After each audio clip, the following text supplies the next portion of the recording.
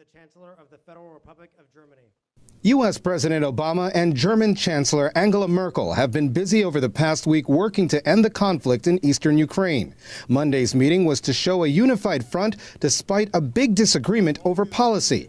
With pro-Russian forces maintaining their fighting intensity, the two leaders are negotiating to get on the same page when dealing with Russia. They held a meeting at the White House, including a press conference.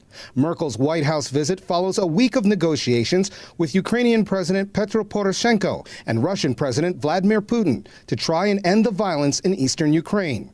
The U.S. and European Union have already imposed sanctions on Russia for backing militia forces who are fighting Ukrainian troops, and more sanctions could be on their way. Armored personnel carriers and heavy artillery. With Russian support, the separatists have seized more territory and shelled civilian areas, destroyed villages, and driven more Ukrainians from their homes. The White House says it wants a diplomatic solution, but is considering arming Ukraine troops, something that Germany does not want. I don't see a military solution to this conflict, but we have to put all our efforts in bringing about a diplomatic solution. Meanwhile, there's bipartisan pressure coming from Congress for the White House to send Ukrainian troops more military assistance, which could come in the form of lethal aid. As new areas in eastern Ukraine are exploding with new battles, the United Nations says more than 5,300 people have died in fighting in the region since it began last April.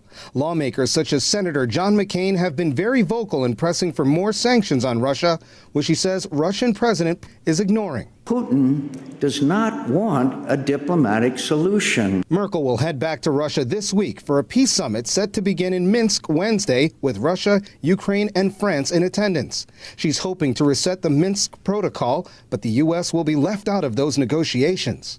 Colin Campbell, Press TV, Washington.